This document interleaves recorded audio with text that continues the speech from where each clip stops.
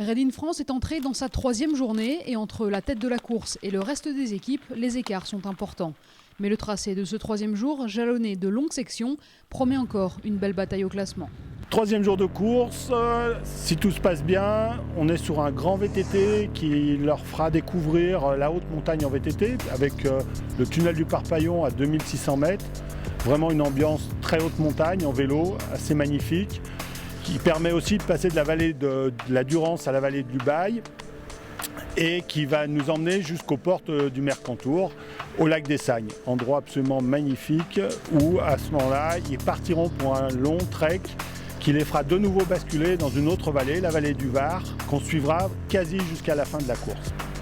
À la fin de ce long trek dans le Mercantour, un petit passage en VTT qui nous permettra de découvrir les hauts plateaux du Mercantour et toutes les estives avant de redescendre sur Guillaume où on va rejoindre la 2e assistance où de nouveau il y aura un stop de 4 heures obligatoire. C'est Seagate qui est toujours en première position après la nuit. Les Néo-Zélandais ne faiblissent pas malgré quelques ennuis techniques qui pourraient leur coûter cher. Sur le chemin juste en bas de cette montagne, la pédale de Sophie s'est cassée et elle est tombée de son axe. Elle peut encore pédaler dessus, mais seulement en appuyant doucement. C'est un peu brinque-ballant et la pédale peut encore casser. Ce n'est pas bon du tout. Malgré leurs déboires, les 4 équipiers enchaînent les sections et distancent toujours Tulle et Quechua, et le moral semble même très bon. Je prends quelques photos. C'est bien d'avoir quelques belles photos de ces paysages. Allez, je vais te prendre aussi. Raid in France, c'est aussi les 52 autres équipes toujours en course pour une place d'honneur. Chacune à son niveau vit son raid à son rythme. Sur les termes de timing, on est exactement dans les timings prévus sur la tête de la course. On est un petit peu en retrait par rapport à nos timings sur l'arrière de la course. Mais ce soir, avec tous les premiers TM, demain matin, on aura recalé l'ensemble de la course. Donc voilà, on pourra repartir sur des bases qui sont à peu près ça.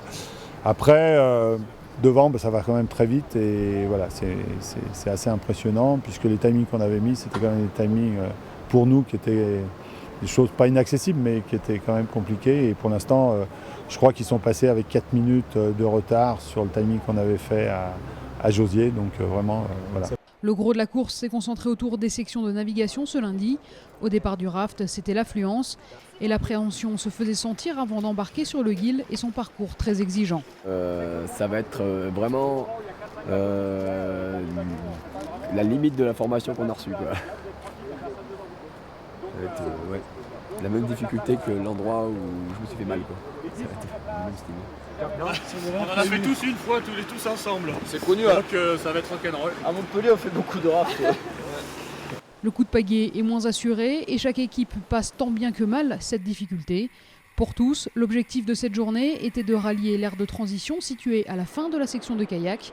On sent la fatigue gagner les équipes, mais tous profitent pleinement de leur aventure. On avait fait le Raid in France l'année passée. Donc voilà, on n'est pas surpris, hein, même organisation, même type de parcours. Très bien, on attend la suite. Ouais, c'est engagé, hein. C'est très engagé, c'est joli, hein. On a traversé du jolis endroits. Ça vaut le coup de revenir ensuite avec un petit peu de détente et revoir ça un peu plus calmement.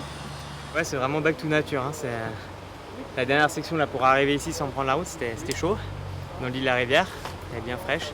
On a vu des sacrés endroits quand même, hein. Vraiment des sacrés endroits. Hier, on pensait que le début du trek, ça allait être une transition. En fait, c'était extraordinaire. Là, ces paysages début du Queyras, vraiment incroyable.